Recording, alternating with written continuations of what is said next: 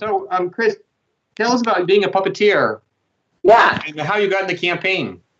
I actually, puppeteering was what I got my major in theater. And I put down educator because I was a substitute teacher at my last occupation. But since I'm not currently employed by a school district, the Secretary of State wouldn't let me put educator on the ballot designation. So they just said, is puppeteer all right? And I'm like, yeah, that's fine. I think puppeteer is better, actually. Me too. And the puppet itself is right here. And it adds a lot of personality to the campaign. Right here. I see. Now you have a puppet and a ferret. Well, that's a first.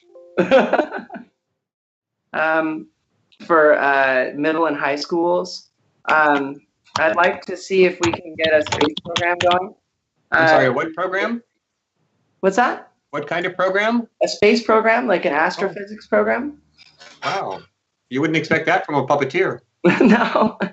I guess I wish that I were already more adept at the computations and I could make that kind of another profession. And I just think, too, it's important to keep public awareness of some of those technologies and some of those career paths available. That's one thing I kind of admire about Aubrey is that, how many human beings grow up and say, like, I want to train dolphins or I want to be an astronaut. And that's kind of a thing that, because we're such a economically strong state, we should be able to let people specialize in those really fun and amazing, imaginative ways. So same way I'm a puppeteer. Oh, that's kind of surprising. Yeah. So anything else you want to say about yourself, your campaign? I want to say about the ferrets, really. I actually spoke with the reporter who covered you today at the San Diego Union Tribune. Oh, who was that? He was asking me some questions about the puppetry, and I was like, I'm about to talk to the ferret people, and he mentioned you and sends his love. Oh, who is it? The UT. Randy, his name was. I think his name was Randy. Okay. Yeah, and this guy was just asleep. Ferrets are hilarious when they sleep. They just go totally catatonic. Yeah, sometimes you think they're dead, and that's not funny. I remember that first time I found a ferret in a death sleep. Like, oh my God, I killed him.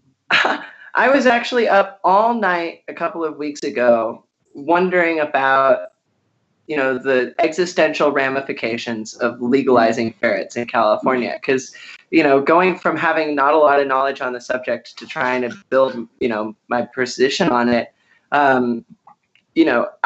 I kind of realized that the ferret issue itself is so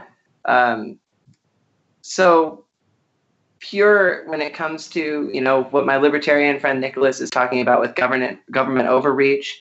The idea that my friend could be considered like a criminal, or this guy could be, harmed or separated from a household where there's actual care being given and veterinary visits can be, accomplished. And the fact that, now we have legal marijuana and everything seems to be working in the state, I think ferrets are pretty reasonable. They don't seem to pose the same issue as they do to New Zealand or to the other places where they've been banned.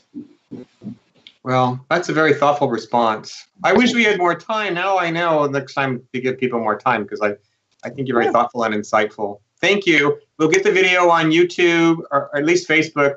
Hopefully we can get this on YouTube as well. Yeah. And thank you for your inclusion. You spent the time with us. Yeah. Cool. All right. All right. Thank you Thanks very much.